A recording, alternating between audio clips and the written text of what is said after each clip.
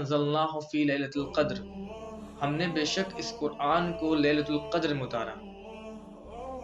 Basically ابھی رمضان کا دوسرا عشرہ کمپلیٹ ہونے والا ہے۔ فرسٹ عشرہ یعنی فرسٹ 10 ڈیز جس کو رحمت کا عشرہ کہتے ہیں، سیکنڈ 10 ڈیز جس کو دوسرا عشرہ جس کو مغفرت کا عشرہ کہتے ہیں، اور لاسٹ 10 ڈیز لاسٹ عشرہ جس کو آگ سے خلاصی کا عشرہ کہتے ہیں۔ تو اپنے آپ کو دیکھ لیں کہاں پہ ہم لوگ اسٹینڈ کرتے ہیں۔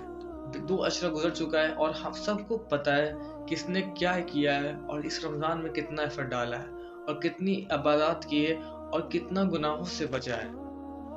ابھی بھی لیٹ نہیں ہوا ہے، کیونکہ آخری عشرہ جو بہت امپورٹنٹ عشرہ ہے، جس میں ایک رات ایسی ہے جو 1000 مہینے سے بہتر ہے، وہ آنا ہی باقی ہے۔ تو we have to prepare ourselves for that night۔ ابھی قرآن میں اللہ تعالیٰ فرماتے ہیں، پوری مکمل صورت اتاری ہے اس رات کے بارے میں، انا انزلناہ فی لیلۃ القدر، ہم نے بے شک اس قرآن کو لیلۃ القدر میں اتارا۔ اب آپ کہو گے کہ قرآن تو 23 سال میں مسلسل نازل ہوئی ہے۔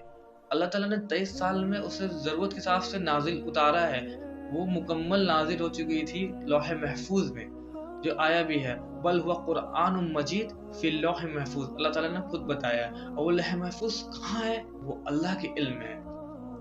تو اس رات میں اللہ تعالیٰ نے لیلۃ القدر کی رات میں قرآن کو نازل فرمایا، اور کیا بتایا؟ انا انزلناہ فی لیلۃ القدر، لیلۃ القدر خیر من الف شہر، اور وہ رات ایسی ہے جو 1000 مہینوں سے بہتر ہے۔ تو جو شخص اس رات کو پائے اور اس میں عبادت کیا، گویا وہ ایسا کیا جس نے 85 سال سے زیادہ اللہ کی عبادت کی۔ تو اس رات کو کیسے تلاش کریں؟ آپ صلی اللہ علیہ وسلم نے اس کے بارے میں بتایا ہے کہ اس رات کو 21 کی شب، 23 کی شب، 25 کی شب اور 27 کی شب اور 29 کی شب، 5 راتوں میں تلاش کرو۔ جس شخص نے 5 راتوں میں اس رات کو تلاش کیا، بے شک اس نے لیلۃ القدر کو پایا۔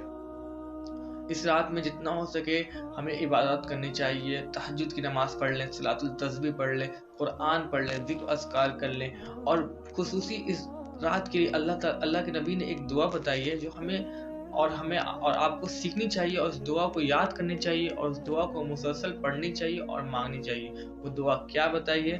اللہم انک عفو تحب العفو فاعف عنی، اے اللہ تو پسند کرتا ہے معاف کرنا، تو مجھے بھی معاف فرما۔ اور اس رات میں صلاۃ التسبیح کی بھی نماز پڑھ سکتے ہیں۔ صلاۃ التسبیح کی نماز بہت لوگ پوچھتے ہیں کہ وہ کیسی پڑھی جاتی ہے، تو وہ نماز میں زیادہ کچھ نہیں ہے، 4 رکعت کی ہوتی ہے۔ اس میں 4 رکعت میں جو نماز پڑھی جاتی ہے وہی نماز رہے گی۔ اس میں صرف 300 مرتبہ سبحان اللہ والحمد للہ ولا الہ الا اللہ واللہ اکبر۔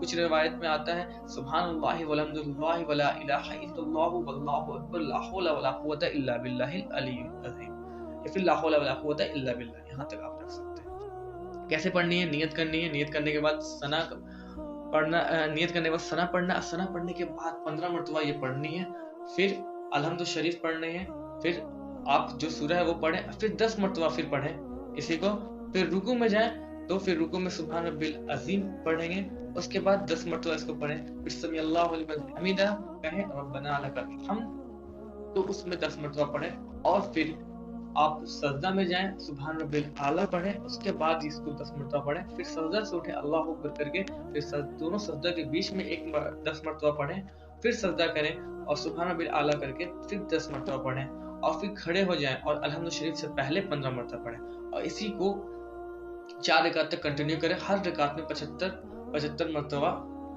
سبحان اللہ والحمد للہ ولا الہ الا اللہ واللہ اکبر اور ایڈ کر کے لا حول ولا قوۃ الا باللہ العلی العظیم پڑھیں، کیونکہ لیلۃ القدر مل جانا بہت خوش قسمتی کی بات ہے، اور اس کے لیے ہم لوگ کو ایفرٹ ڈالنا ہوگا، کیونکہ اگر جو انسان کچھ نہیں کر سکتا ہے تو کم سے کم اس 5 راتوں میں آدھا گھنٹہ 45 منٹ کچھ عبادت کر لے، بے شک اس نے سالوں بھر عبادت کرنے سے بہتر کر لے گا۔ تو اللہ تعالیٰ جتنا ہو سکے ہمیں اس رات کو نصیب فرمائے، اور اس رات میں اللہ تعالیٰ سے ہم نے کو اپنی مغفرت کی دعا کرنی چاہیے اور آگ سے خلاصی کی دعا کرنی چاہیے، کیونکہ یہ آخری عشرہ ہی ہے آگ سے خلاصی کا عشرہ۔